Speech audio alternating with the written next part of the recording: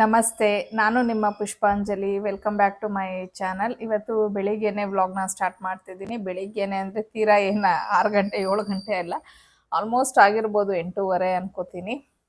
ಇವಾಗ ವ್ಲಾಗ್ನ ಶುರು ಮಾಡ್ತಾ ಇದ್ದೀನಿ. ಇವತ್ತು ಸ್ವಲ್ಪ ಫ್ರೀ ಆಗೇ ಇದೆ ನನಗೆ. ಬೆಳಿಗ್ಗೆನೆ ಬೇಗ ಎದ್ದು ಗಡಿಬಿಡಿಲಿ ಮಾಡೋದು ಆ ಥರ ಎಲ್ಲ ಏನೂ ಟೆನ್ಷನ್ ಇಲ್ಲ. ಮೊನ್ನೆ ಯುಗಾದಿ ಹಬ್ಬ ಆಗಿತ್ತಲ್ವ, ಸೊ ಹಬ್ಬ ಆದಮೇಲೆ ಯೂಶ್ವಲಿ ಎಲ್ಲರೂ ಹೊಸ್ತಡ್ಕು ಅಂತ ಹೇಳಿ ಮಾಡೇ ಮಾಡ್ತೀವಿ ನೆಕ್ಸ್ಟ್ ಡೇ. ಬಟ್ ನಮ್ಮ ಮನೆಯಲ್ಲಿ ಮಾಡಿರಲಿಲ್ಲ, ಬಿಕಾಸ್ ನಾನು ಶುಕ್ರವಾರ ಎಲ್ಲ ನಾನ್ ವೆಜ್ ಮಾಡಲ್ಲ ಮನೆಯಲ್ಲಿ.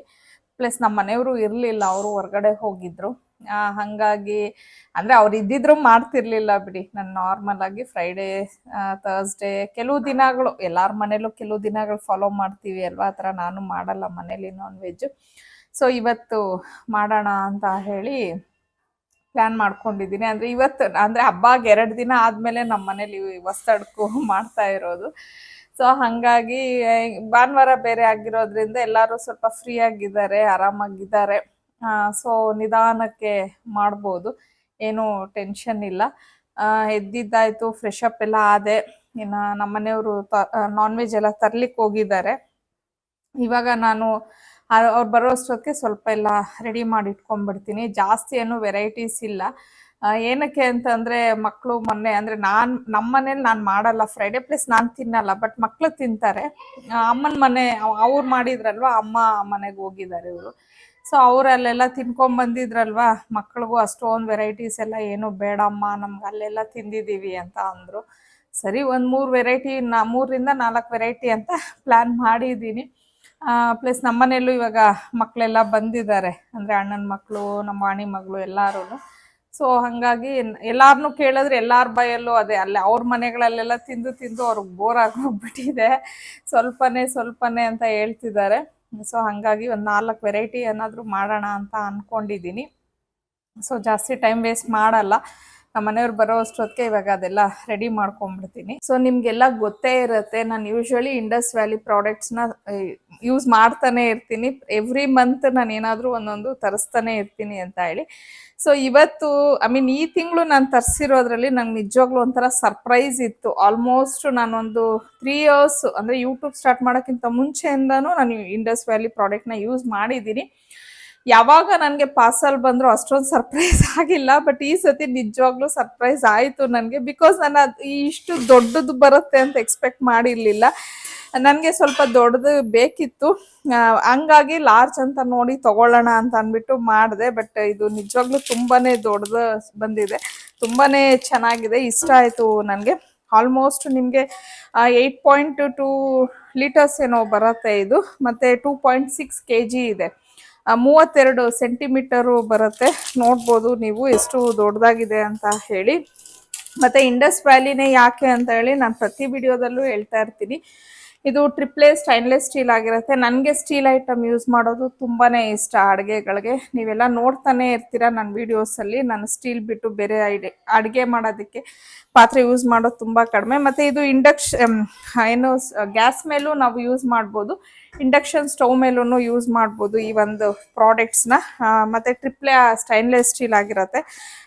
ಹಾಗೇನೆ ಇದಕ್ಕೆ ವಿತ್ ಲಿಡ್ ಕೊಟ್ಟಿದ್ದಾರೆ ಈ ಒಂದು ಪ್ರಾಡಕ್ಟ್ಗೆ. ನೋಡ್ಬೋದು ಎಷ್ಟು ದೊಡ್ಡದಾಗಿದೆ ಅಂತ ಹೇಳಿ. ಸೊ ಮನೆಗೆ ಯಾರಾದರೂ ಗೆಸ್ಟ್ ಬರ್ತಾರೆ ಅಂತ ಅಂದರೆ, ಸ್ವಲ್ಪ ಜಾಸ್ತಿ ಕ್ವಾಂಟಿಟಿ ಎಲ್ಲ ಮಾಡ್ತೀವಿ ಅಂತಂದರೆ ಈ ಥರ ಒಂದು ಪ್ರಾಡಕ್ಟ್ ನಿಜವಾಗ್ಲೂ ಚೆನ್ನಾಗಿದೆ.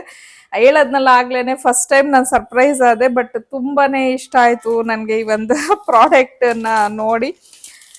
ಓಕೆ, ಅದಾದಮೇಲೆ ಇದು ಒಂದು ತರಿಸ್ಕೊಂಡಿದ್ದೀನಿ. ಈ ಥರದ್ದು ಆಲ್ರೆಡಿ ನಮ್ಮ ಮನೇಲಿ ಇತ್ತು, ಬಟ್ ಈ ಸೈಜ್ ಇರಲಿಲ್ಲ, ಇನ್ನು ಸ್ವಲ್ಪ ಸ್ಮಾಲ್ ಸೈಜ್ ಇತ್ತು. ಸೊ ಇದು ಒಂದು ತರಿಸ್ದೆ. ಇದಕ್ಕೂ ವಿತ್ ಲಿಡ್ ಕೊಟ್ಟಿದ್ದಾರೆ. ಮತ್ತು ಹ್ಯಾಂಡಲ್ಸ್ನ ನೋಡ್ಬೋದು ನೀವು. ಇದಕ್ಕೆ ಹ್ಯಾಂಡಲ್ಸ್ ಎಲ್ಲ ತುಂಬ ಚೆನ್ನಾಗಿ ಕೊಟ್ಟಿರ್ತಾರೆ ಇಂಡಸ್ ವ್ಯಾಲಿ ಪ್ರಾಡಕ್ಟ್ಸಲ್ಲಿ. ಲಿಡ್ಸ್ಗೂ ಅಷ್ಟೇ, ಈಗ ನಮಗೆ ಇದು ತೆಗಿವಾಗ ಮಾಡುವಾಗ ಬಿಸಿ ಆಗೋದು ಆ ಥರ ಎಲ್ಲ ಪ್ರಾಬ್ಲಮ್ ಇರೋದಿಲ್ಲ. ಮತ್ತು ತುಂಬ ನೀಟಾಗಿ ವಾಶ್ ಮಾಡ್ಕೋಬೋದು ಈ ಒಂದು ಪ್ರಾಡಕ್ಟ್ಸ್ನ. ಮತ್ತು ಶೈನು ಅಷ್ಟೇ, ಅಷ್ಟು ಬೇಗ ಹೋಗೋದಿಲ್ಲ, ಹಾಗೆಯೇ ಬೇಗ ಇದು ಸೀದೋಗೋದಿಲ್ಲ. ನಾನು ಪ್ರತಿ ಸಲ ಇದನ್ನು ಹೇಳ್ತಾನೆ ಇರ್ತೀನಿ.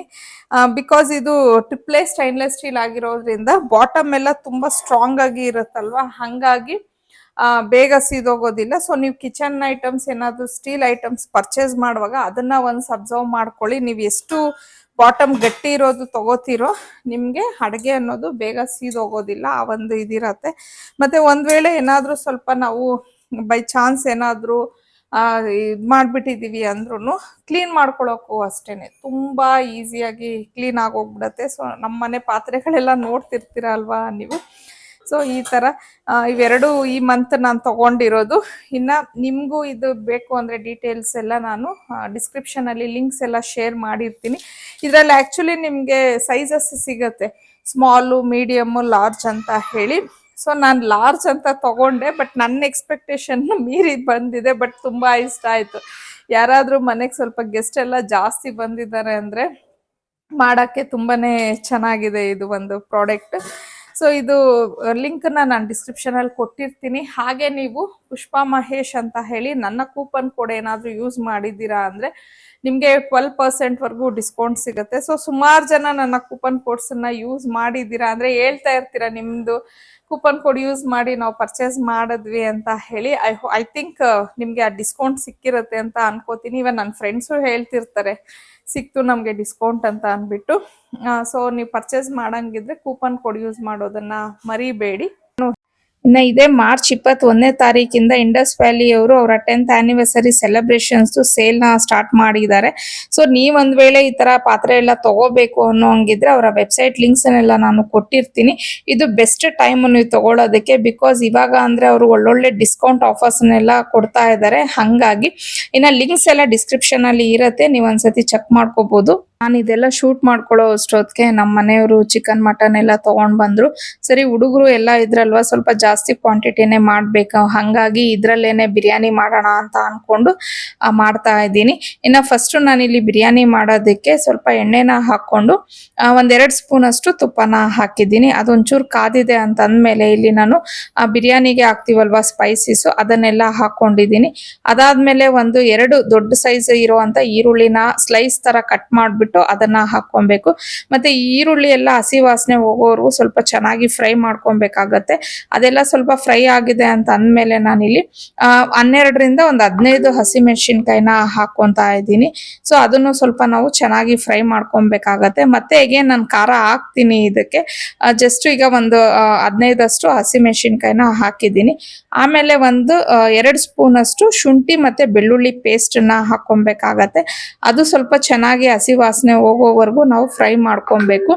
ಆಮೇಲೆ ನಾನು ಇಲ್ಲಿ ಟೊಮೊಟೊನ ಹಾಕಿದ್ದೀನಿ, 1-2 ಟೊಮೊಟೊನ, ಅದನ್ನು ಸ್ಲೈಸ್ ತರಾನೇ ಕಟ್ ಮಾಡಿಬಿಟ್ಟು ಅದನ್ನು ಹಾಕಿ ಅದನ್ನು ನಾವು ಚೆನ್ನಾಗಿ ಫ್ರೈ ಮಾಡ್ಕೊಬೇಕಾಗತ್ತೆ. ಸೊ ಇದೆಲ್ಲ ಸ್ವಲ್ಪ ಚೆನ್ನಾಗಿ ಫ್ರೈ ಆಗಿದೆ ಅಂತ ಅಂದ್ಮೇಲೆ ಚಿಕನ್ನ ಹಾಕೊಂಡು ರುಚಿಗೆ ತಕ್ಕಷ್ಟು ಉಪ್ಪನ್ನ ಹಾಕ್ಬಿಟ್ಟು ಅದನ್ನು ಸ್ವಲ್ಪ ಚೆನ್ನಾಗಿ ಫ್ರೈ ಆಗ್ಲಿಕ್ಕೆ ಅಂತ ಹೇಳಿ ಬಿಡ್ತಿದ್ದೀನಿ. ಸೊ ಇದು ಆಕ್ಚುಲಿ ನಿಮ್ಗೆ ನೋಡೋದಕ್ಕೆ ವಿಡಿಯೋದಲ್ಲಿ ಸ್ವಲ್ಪ ಕ್ವಾಂಟಿಟಿ ಹಾಕಿದ್ದೀನಿ ಅನ್ನಿಸ್ತಿದೆ, ಬಿಕಾಸ್ ಇದು ಪಾತ್ರೆ ದೊಡ್ಡದಾಗಿರೋದಕ್ಕೆ ನಾನು ಜಾಸ್ತಿ ಕ್ವಾಂಟಿಟಿ ಹಾಕಿದ್ರು ಇದರಲ್ಲಿ ಏನು ಇಲ್ವೇನೋ ಅನ್ನೋ ತರ ಅನ್ನಿಸ್ತಿದೆ ಅಷ್ಟೇನೆ.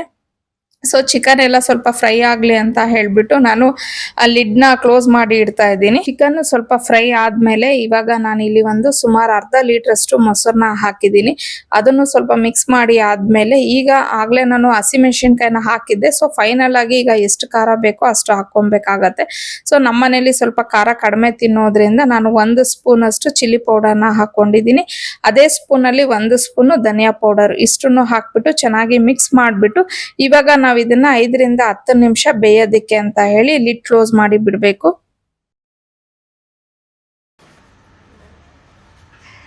ನಮ್ಮ ಮಕ್ಕಳೆಲ್ಲ ನಮಗೆ ಬಿಡಿಸ್ಕೊಡ್ತಾ ಇದ್ದಾರೆ.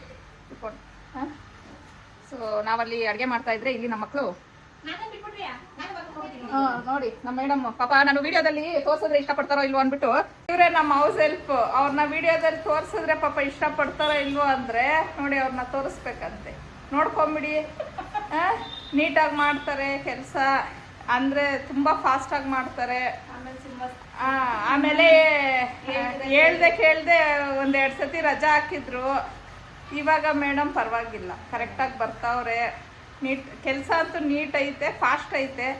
ಯಾರಿಗಾದ್ರೂ ಬೇಕು ಅಂದರೆ ಕಾಂಟ್ಯಾಕ್ಟ್ ಮಾಡಬೇಡಿ ನನ್ನ, ಯಾಕಂದರೆ ನಾನು ಅವ್ರನ್ನ ನಿಮ್ಮ ಮನೆಗೆ ಕಳಿಸ್ಬಿಟ್ರೆ ನಮ್ಮನೆ ಕೆಲಸ ಮಾಡೋರೆ. ಕರೆಕ್ಟ್ ಅಲ್ವಾ ಜಯಂತಿ?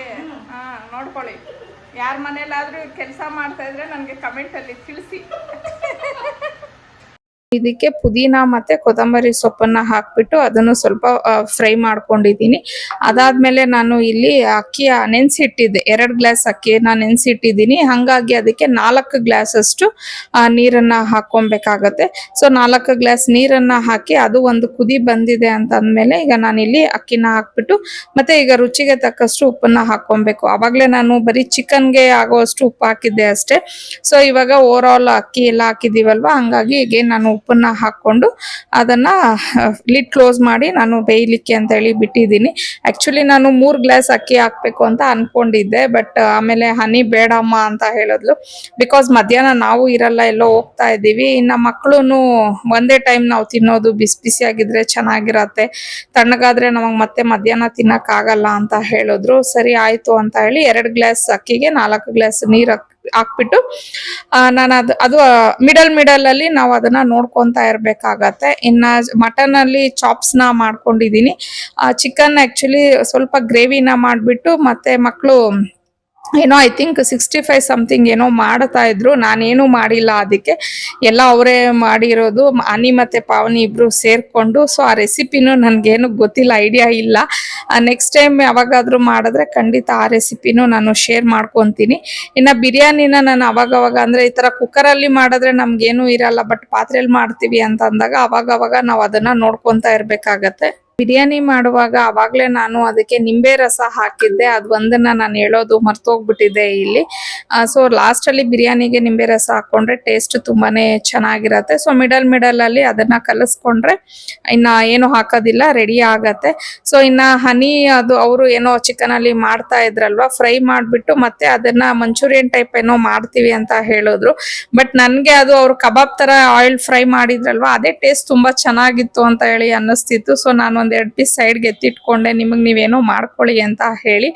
ಎಗೇನ್ ಅವಳು ಈರುಳ್ಳಿ ಮತ್ತೆ ಬೆಳ್ಳುಳ್ಳಿ ಸಮಥಿಂಗ್ ಎಲ್ಲ ಹಾಕ್ಬಿಟ್ಟು ಅದನ್ನ ಮಂಚೂರಿಯನ್ ಟೈಪ್ ಎಲ್ಲ ಏನೋ ಮಾಡ್ತಾ ಇದ್ಲು. ತುಂಬಾ ಚೆನ್ನಾಗಿದೆ ಟೇಸ್ಟ್ ಅಂತ ಹೇಳಿ ಮಕ್ಕಳು ಎಲ್ಲ ತಿಂದ್ರು.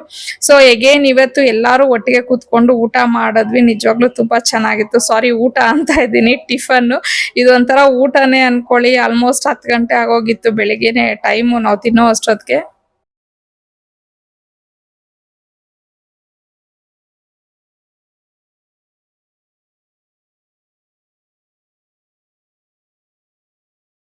So almost 12 ಕಾಲಾಗಿದೆ. ಹೇಗೇನು ಇವಾಗ ವ್ಲಾಗ್ನ ಸ್ಟಾರ್ಟ್ ಮಾಡ್ತಾ ಇದ್ದೀನಿ. ಆಯಿತು ಎಲ್ಲರದು ಟಿಫನ್ನು ಎಲ್ಲಾನು. ನಾನು ಫ್ರೆಶ್ ಅಪ್ ಆಗಿ ರೆಡಿ ಆಗಿದ್ದೀನಿ. ಸೊ ಇವತ್ತು ನನ್ನ ಫ್ರೆಂಡ್ ಒಬ್ಬರು ಅವ್ರದ್ದು ಊರಲ್ಲಿ ಊರ ಹಬ್ಬ ಇದೆ. ಸೊ ಹಾಗಾಗಿ ಹೋಗಲೇಬೇಕು. ಅವರು ಸುಮಾರು 1.5 ತಿಂಗಳಿಂದ ನನಗೆ ಮಾರ್ಚ್ 22 ಫಿಕ್ಸ್ ಮಾಡ್ಕೊಂಬಿಡಿ ಪುಷ್ಪ ಡೇಟು, ಮಾರ್ಚ್ 22 ಫಿಕ್ಸ್ ಮಾಡ್ಕೊಂಬಿಡಿ ಡೇಟ್ ಅಂತ ಹೇಳ್ತಾನೆ ಇದ್ರು. ನಾನು ಅವತ್ತಿಂದ ನಮ್ಮ ಮನೆಯವ್ರಿಗೆ ಪ್ಲೀಸ್ ರೀ ಅವತ್ತೊಂದಿನ ಫ್ರೀ ಮಾಡ್ಕೊಳ್ಳಿ ಅಂತ ಹೇಳ್ತಾನೆ ಇದ್ದೆ. ಸೊ ಫೈನಲಿ ಮಾಡ್ಕೊಂಡಿದ್ದಾರೆ. ಇವಾಗ ಹೊರಡಬೇಕು. ಅವ್ರ ಊರು ನನಗೂ ಸರಿಯಾಗಿ ಗೊತ್ತಾಗ್ತಾ ಇಲ್ಲ. ಆನ್ ದ ವೇ ಹೋಗ್ತಾ ಬೇಕಾದ್ರೆ ನಾನು ಹೇಳ್ತೀನಿ ನಮ್ಮ ಮನೆಯವ್ರನ್ನ, ಅಂದರೆ ಹೋಗಿದ್ದೀವಿ ಲಾಸ್ಟ್ ಇಯರ್ ಅಲ್ಲ, ಅದಕ್ಕೆ ಲಾಸ್ಟ್ ಇಯರು ನಾನು ಬ್ಲಾಗು ಸಹ ಹಾಕಿದ್ದೆ, ಅಂದರೆ ಮಿನಿ ಬ್ಲಾಗ್ ಹಾಕಿದ್ದೆ ಅವ್ರ ಊರಿಗೆ. ಬಟ್ ಅಷ್ಟು ನೆನಪಿಲ್ಲ ನನಗೆ ಅವ್ರ ಊರು ಹೆಸ್ರೆಲ್ಲಾನು. ಸೊ ಇವಾಗ ಹೋಗ್ತಾ ನಾನು ಅದನ್ನ ಬಗ್ಗೆ ಎಲ್ಲ ಹೇಳ್ತೀನಿ. ಇನ್ನು ಮಕ್ಕಳು ಎಲ್ಲ ತಿನ್ಬಿಟ್ಟು ಒಂದು ಸ್ವಲ್ಪ ಹೊತ್ತು ಕೂತಿದ್ದಾರೆ. ಆಮೇಲೆ ಏನೋ ಗೇಮ್ಸ್ ಎಲ್ಲ ಆಡ್ತಾರಂತೆ. ಒಂದು ಸ್ವಲ್ಪ ಹೊತ್ತು ಟಿ ವಿ ಎಲ್ಲ ನೋಡಿ ಅಂತ ನೋಡಿಕೊಂಡು ಆಮೇಲೆ ಎಲ್ಲ ಫ್ರೆಶ್ ಅಪ್ ಆಗ್ತೀವಿ, ಗೇಮ್ಸ್ ಎಲ್ಲ ಆಡ್ತೀವಿ ಅಂತ ಹೇಳಿದ್ರು. ಸೊ ಮಧ್ಯಾಹ್ನಕ್ಕೂ ಎಲ್ಲ ಇದೆ, ಅದೇ ಆಗುತ್ತೆ ಎಲ್ಲರೂ. ಪ್ಲಸ್ ಇನ್ನೊಂದು ಏನಂದರೆ ನಾನ್ ವೆಜ್ಜು ಒಂದ್ಸ ತಿನ್ಬೋದು ಅಷ್ಟೇ. ಎಗೇನ್ ತಿನ್ಬೇಕು ಅಂದರೆ ಸ್ವಲ್ಪ ಇದು. ಪ್ಲಸ್ ಇವಾಗ ನನ್ಗೆ ಊರ ಹಬ್ಬಕ್ಕೆ ಹೋಗ್ತಾ ಇರೋದು ಅಷ್ಟೇ. ನಾನು ಅದೇ ಯೋಚನೆ ಮಾಡ್ತಾ ಇದ್ದೀನಿ, ನಾನ್ ವೆಜ್ ಎಗೇನ್ ಹೆಂಗಪ್ಪ ತಿನ್ನೋದು ಅಂತ ಹೇಳಿ. ನೋಡೋಣ, ನೈಟಾಗಿ ಏನಾದರೂ ತಿನ್ನೋಣ ಅಷ್ಟೇ. ಸೊ ಇನ್ನು ಈ ಥರ ರೆಡಿ ಆಗಿದ್ದೀನಿ. ತುಂಬ ದಿನ ಆದಮೇಲೆ ನಾನು ಈ ಸೀರೆನ ಉಟ್ಟಿದ್ದೀನಿ. ಆಲ್ಮೋಸ್ಟ್ 3 ಇಯರ್ಸೇ ಆಯಿತು ಏನೋ. ನಾನು ಬಿಗಿನಿಂಗ್ ಬ್ಲಾಗಿಂಗ್ ಸ್ಟಾರ್ಟ್ ಮಾಡಿದಾಗ ಈ ಒಂದು ಸೀರೆ ನನಗೆ ಯಾರೋ ಪ್ರಮೋಷನ್ಗೆ ಅಂತ ಹೇಳಿ ಕೊಟ್ಟಿದ್ರು. ಅವಾಗ ಹುಟ್ಟಿದ್ದೆ ಅಷ್ಟೇ, ನಾನು ಮತ್ತೆ ಹುಟ್ಟೇ ಇಲ್ಲ ಈ ಸೀರೆನ. ಪ್ಲಸ್ ಈ ಬ್ಲ್ಯಾಕ್ ಕಲರ್ ಅಂತ ಅಂದಾಗ ಕೆಲವು ಸತಿ ಎಲ್ಲಾದರೂ ಉಟ್ಕೊಂಡು ಹೋಗೋಕ್ಕೆ, ಈ ಪೂಜೆ ಆ ಥರ ಎಲ್ಲ ಇದ್ದಾಗ ಸ್ವಲ್ಪ ಹಿಂದೇಟಾಗ್ತೀನಿ ನಾನು ಉಡೋದಕ್ಕೆ. ಬಟ್ ಇದಂದರೆ ಊರಬ್ಬ ಅಲ್ವಾ, ಪರವಾಗಿಲ್ಲ ಅಂತ ಹೇಳಿ ಉಟ್ಕೊಂಡಿದ್ದು. ಸೊ ಈ ಥರ ಇದೆ. ಇನ್ನು ಎಷ್ಟೊತ್ತಾಗುತ್ತೆ ನನಗೂ ಗೊತ್ತಿಲ್ಲ ಅಲ್ಲಿ ಹೋಗೋದು. ನಾನು ನಮ್ಮ ಮನೆಯವ್ರು ಇಬ್ಬರೇ ಹೋಗ್ತಾ ಇದ್ದೀವಿ. ಅದೇ ಮಕ್ಕಳೆಲ್ಲ ಇದ್ದಾರಲ್ವ, ಸೊ ಹಾಗಾಗಿ ಅವರು ಏನು ಬರ್ತಾ ಇಲ್ಲ. ಸೊ ಹಾಗೆ ಹೋಗ್ತಾ ವ್ಲಾಗ್ನ ಮಾಡ್ಕೋತೀನಿ ಯಾವ ಥರ ಏನು ಅನ್ನೋದು. ಬಿಕಾಸ್ ನನ್ನ ಫ್ರೆಂಡು ಅವ್ರು ತುಂಬ ಫ್ರೀ. ಆಲ್ಮೋಸ್ಟ್ ನನ್ನ ವ್ಲಾಗ್ಸಲ್ಲಿ ಸುಮಾರು ವ್ಲಾಗ್ಸಲ್ಲಿ ಬಂದಿದ್ದಾರೆ ಅವರು. One of my closest friend ಅಂತ ಹೇಳ್ಬೋದು. Almost 12 to 14 years friendship. ತುಂಬ ಸ್ವೀಟಾಗಿ ತುಂಬ ಚೆನ್ನಾಗಿದೆ ಅವ್ರ ಜೊತೆ ನನ್ನ ಬಾಂಡಿಂಗು. ಹಾಗಾಗಿನೇ ದೂರ ಅಂತೆ ನಮ್ಮ ಮನೆಯವ್ರು ಅಂತ ಇದ್ರು, ಅಷ್ಟು ದೂರ ಹೋಗ್ಬೇಕಾ, ಇಲ್ಲೇ ಹೆಂಗೂ ನಾನ್ ವೆಜ್ ಮಾಡಿದ್ಯಾ, ಆರಾಮಾಗಿ ತಿನ್ಕೊಂಡು ರೆಸ್ಟ್ ಮಾಡ್ಕೊಂಡಿರೋಣ ಮನೇಲಿ ಅಂತ ಹೇಳಿದ್ರು. ಕೆಲವು ಸತಿ ನಮ್ಗೆ ಎಷ್ಟು ದೂರ ಅನ್ನೋದಕ್ಕಿಂತ ಆ ವ್ಯಕ್ತಿ ಇಂಪಾರ್ಟೆಂಟ್ ಆಗೋಗ್ಬಿಟ್ರೆ ಆ ದೂರ ಅನ್ನೋದು ನಮಗೆ ಲೆಕ್ಕಕ್ಕೆ ಬರಲ್ಲ. ಸೊ ನಾನು ಅದೇ ಯೋಚನೆ ಮಾಡ್ತೀನಿ. ನನಗೆ ಮೇನ್ ಏನಂದರೆ ಅವ್ರು ಹೇಗಿದ್ದಾರೆ ಅದು ಲೆಕ್ಕ ಬರಲ್ಲ. ಅವ್ರ ಜೊತೆ ನನ್ನ ಒಂದು ಬಾಂಡಿಂಗ್ ಅದು ನಾನು ತುಂಬ ಲೆಕ್ಕ ಮಾಡಿಕೊಂಡು ಇದು ಮಾಡ್ತೀನಿ. ಐ ಥಿಂಕ್ ಯಾರೋ ಬಂದರು ಅಂತ ಹೇಳಿ ಅನಿಸುತ್ತೆ. ಸರಿ, ಹಾಗೆ ನಾನು ವ್ಲಾಗ್ನ ಕಂಟಿನ್ಯೂ ಮಾಡ್ತೀನಿ. ಅಲ್ಲಿ ಊರಿಗೆ ಆನ್ ದ ವೇ ಹೋಗುವಾಗನು ನೋಡೋಣ, ಅವ್ರ ದೂರದೆಲ್ಲ ಆದಷ್ಟು ನಾನು ವಿಡಿಯೋ ಶೂಟ್ ಮಾಡ್ಕೋತೀನಿ.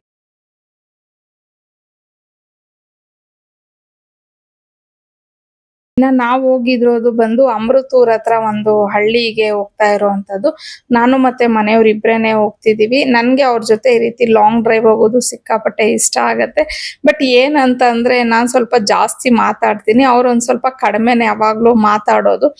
ಸೊ ನಾನು ಅವ್ರಿಗೆ ಯಾವಾಗಲೂ ಟೀಸ್ ಮಾಡ್ತಾ ಇರ್ತೀನಿ, ರೀ ನಾನು ಟೀಚಿಂಗ್ ಫೀಲ್ಡ್ ಬಿಟ್ಟು ಆಗಲೇ ಎಷ್ಟು ವರ್ಷ ಆಗಿದೆ, ಇನ್ನೂ ನೀವು ನನ್ನನ್ನು ಟೀಚರ್ ಅನ್ನೋ ಥರ ಕನ್ಸಿಡರ್ ಮಾಡಬೇಡಿ ಅಂತ ಅಂದ್ಬಿಟ್ಟು. ಏನಕ್ಕೆ ಈ ರೀತಿ ಹೇಳ್ತೀನಿ ಅಂದರೆ, ನಾನು ಒಂದು 10 ಮಾತಾಡಿದ್ದೀನಿ ಅಂದರೆ ಅವ್ರು ಅದಕ್ಕೆ 1-2 ಆನ್ಸರ್ ಮಾಡ್ತಾರೆ ಅಷ್ಟೇ. ಸೊ ಅದಕ್ಕೆ ನಾನು ಹೇಳ್ತಾ ಇರ್ತೀನಿ, ನಾನು ಕ್ವಶನ್ ಕೇಳಿದ್ರೆ ನೀವು ಆನ್ಸರ್ ಮಾಡ್ತೀರಾ, ಮುಂದಕ್ಕೆ ನೀವು ಏನಾದರೂ ಒಂದು ಮಾತಾಡ್ರಿ ಅಂತ ಹೇಳಿ. ಬಟ್ ಅದಕ್ಕೆ ಅವ್ರು ಯಾವಾಗಲೂ ಏನು ಹೇಳ್ತಾರೆ ಅಂತಂದರೆ, ನೋಡು ಇಬ್ಬರೂ ಮಾತಾಡಿದ್ರೆ ಚೆನ್ನಾಗಿರಲ್ಲ, ನೀನು ಮಾತಾಡೋದ್ರಲ್ಲಿ ಎಕ್ಸ್ಪರ್ಟು, ಸೊ ನೀನು ಮಾತು ನನಗೆ ಕೇಳಿಸ್ಕೊಳ್ಳೋದ್ರಲ್ಲಿ ನನಗೆ ಸಿಕ್ಕಾಪಟ್ಟೆ ಖುಷಿ ಕೊಡುತ್ತೆ. ಸೊ ನೀನು ಮಾತಾಡ್ತಾ ಇರು, ನಾನು ಕೇಳಿಸ್ಕೊತಾ ಇರ್ತೀನಿ, ಆವಾಗ ನಮ್ಮ ಜರ್ನಿ ಅನ್ನೋದು ತುಂಬ ಸ್ವೀಟಾಗಿ ಸಾಗತ್ತೆ. ಇಬ್ಬರೂ ಮಾತಾಡಿದ್ದೀವಿ ಅಂದರೆ ಅದು ಆರ್ಗ್ಯುಮೆಂಟ್ ಆಗೋಗ್ಬಿಡತ್ತೆ, ಮಾತು ಅಂತ ಅನ್ನಿಸ್ಕೊಳ್ಳೋದಿಲ್ಲ ಅಂತ ಹೇಳ್ಬಿಟ್ಟು. ಅಂದ್ರೆ ಲೈಕ್ ಅವ್ರು ನನ್ನನ್ನು ಹೊಗಳ್ತಿದಾರೋ ಇಲ್ಲ ತೆಗಳ್ತಿದಾರೋ ನನ್ಗೆ ಅರ್ಥ ಆಗಲ್ಲ. ಬಟ್ ಈ ತರ ಏನೋ ಒಂದು ಹೇಳ್ಬಿಟ್ಟು ನನ್ನನ್ನ ಸೈಲೆಂಟ್ ಮಾಡ್ಬಿಡ್ತಾರೆ. ಬಟ್ ಆದ್ರೂನು ಅವ್ರ ಜೊತೆ ಒಂದು ಟೈಮ್ ಸ್ಪೆಂಡ್ ಮಾಡೋದು ನನಗೆ ಸಿಕ್ಕಾಪಟ್ಟೆ ಇಷ್ಟ ಆಗುತ್ತೆ. ಮಾತಾಡ್ತಾರೆ, ಮಾತಾಡೋದೇ ಇಲ್ಲ ಅಂತ ಹೇಳಲ್ಲ, ಬಟ್ ಸ್ವಲ್ಪ ಕಡಿಮೆ. ಅದೇ ಮಕ್ಳಿದ್ರೆ ಮಾತ್ರ ತುಂಬಾ ಮಕ್ಕಳನ್ನ ಅವ್ರ ಜೊತೆ ಮಾತಾಡೋದಕ್ಕಿಂತ ಅವ್ರನ್ನ ರೇಗ್ಸೋದು ಜಾಸ್ತಿ. ಅದ್ರಲ್ಲೂ ನಮ್ಮ ಮನೆಯವ್ರಿಗೆ ಹನಿ ಜೊತೆ ಮಾತಾಡೋದು ಸಿಕ್ಕಾಪಟ್ಟೆ ಇಷ್ಟ ಆಗತ್ತೆ. ಅವ್ರದ್ದು ಹನಿದು ಮತ್ತೆ ನಮ್ಮ ಮನೆಯವ್ರದ್ದು ಬಾಂಡಿಂಗ್ ಒಂಥರ ಅಪ್ಪ ಮಗಳು ಅನ್ನೋದಕ್ಕಿಂತ ಫ್ರೆಂಡ್ಸ್ ತರ ಇದೆ ಅವರಿಬ್ಬರದು ಬಾಂಡಿಂಗು. ಎಲ್ಲ ವಿಚಾರಗಳು ಡಿಸ್ಕಷನ್ ಮಾಡ್ತಾರೆ. ಅವರಿಬ್ರು ಮಾತು ಕೇಳಿಸ್ಕೊಳ್ಳೋಕೆ ನಿಜವಾಗ್ಲೂ ಚೆನ್ನಾಗಿರತ್ತೆ. ಬಟ್ ಪಾವನಿ ಜೊತೆನೂ ಮಾತಾಡ್ತಾರೆ, ಬಟ್ ಪಾವನಿ ಹತ್ರ ಡಿಸ್ಕಷನ್ನೇ ಡಿಫ್ರೆಂಟ್. ಅಂದ್ರೆ ನಮ್ಮ ಮನೆಯವರು ಪಾವನಿನ ಇನ್ನೂ ಒಳ್ಳೆ ಚಿಕ್ಕ ಮಗು ತರ ಟ್ರೀಟ್ ಮಾಡ್ತಿರ್ತಾರೆ. ನಾನೇ ಬೈತಿರ್ತೀನಿ ದೊಡ್ಡವಳಾಗಿದ್ದಾಳೆ ರೀ ಅಂತ. ಅವ್ರೇನೋ ಗೊತ್ತಿಲ್ಲ, ಅವಳನ್ನ ಯಾವಾಗ್ಲೂ ನನ್ನ ಚಿಕ್ಕ ಮಗು, ಇನ್ನೂ ಅದು ಚಿಕ್ಕ ಮಗು ಅನ್ನೋ ತರಾನೇ ಇದ್ ಮಾಡ್ತಿರ್ತಾರೆ ಅವಳನ್ನ. ಸೊ ಇನ್ನ ಅಲ್ಲಿ ಹೋದ್ವಿ, ಊಟ ಎಲ್ಲ ಮಾಡ್ಕೊಂಡ್ವಿ. ಇನ್ನ ಅವ್ರ ಫ್ರೆಂಡ್ಸ್ ಅವ್ರ ಫ್ಯಾಮಿಲಿ ಜೊತೆ ಎಲ್ಲ ಮಾತಾಡ್ಕೊಂಡು 1-2 ಫೋಟೋಸ್ ಎಲ್ಲ ತಗೊಂಡ್ವಿ. ಇನ್ನ ಕ್ರೀಮ್ ಕಲರ್ ಸೀರೆ ಉಟ್ಕೊಂಡಿದ್ರಲ್ವಾ, ಅವರೇ ನನ್ನ ಫ್ರೆಂಡ್. ಅವರು ಪಾಪ ತುಂಬಾ ಬ್ಯುಸಿ ಆಗಿದ್ರು, ನಾನು ಜಾಸ್ತಿ ಅವ್ರನ್ನ ಡಿಸ್ಟರ್ಬ್ ಮಾಡಕ್ ಹೋಗ್ಲಿಲ್ಲ. ಸೊ ಬೇಗ ಬಂದ್ಬಿಟ್ವಿ. ನಾವೂನು ಬಂದ್ಮೇಲೆ ಮೊನ್ನೆ ಮೆಟ್ರೋಗೆ ಹೋಗಿದ್ವಲ್ಲ, ಸೊ ಅದ ಆರ್ಗನೈಸ್ ಮಾಡ್ಕೊಂಡಿರ್ಲಿಲ್ಲ. ಸರಿ ಅದನ್ನೆಲ್ಲ ಮಾಡ್ಕೊಂಬಿಡೋಣ ಅಂತ ಹೇಳಿ ಮಾಡ್ಕೊಂತಾ ಇದ್ದೆ. ಇನ್ನ ಸಿಕ್ಕಾಪಟ್ಟೆ ತಲೆ ನೋವ್ತಾ ಇತ್ತು, ಹಂಗಾಗಿ ಇನ್ನ ತಲೆ ಸ್ನಾನ ಮಾಡಿದ್ದಿನ ಎಣ್ಣೆ ಹಚ್ಬಾರ್ದಲ್ವಾ. ಸೊ ಏರ್ ಸಿರಮ್ ಇಂದ ಸ್ವಲ್ಪ ಹನಿ ಕೈಲಿ ಮಸಾಜ್ ಮಾಡಿಸ್ಕೊಂಡಿದ್ದೆ. ಆಮೇಲೆ ಇದೆಲ್ಲ ಮಾಡ್ಕೊಂಡಾದ್ಮೇಲೆ ಸಂಜೆ ಸ್ವಲ್ಪ ನನಗೆ ರಿಲ್ಯಾಕ್ಸ್ ಆಯ್ತು ಅಂತಾನೆ ಹೇಳ್ಬೋದು. ಇನ್ನು ಇವತ್ತಿನ ದಿನ ಈ ರೀತಿ ಇತ್ತು. ಕೊನೆವರೆಗೂ ನನ್ನ ವಿಡಿಯೋ ನೋಡಿರೋದಕ್ಕೆ ಥ್ಯಾಂಕ್ ಯು ಸೋ ಮಚ್. ಆದಷ್ಟು ಬೇಗ ಮತ್ತೊಂದು ವಿಡಿಯೋದಲ್ಲಿ ಭೇಟಿ ಆಗ್ತೀನಿ. ಅಲ್ಲಿವರೆಗೂ ಬಾಯ್, ಸಿ ಯು.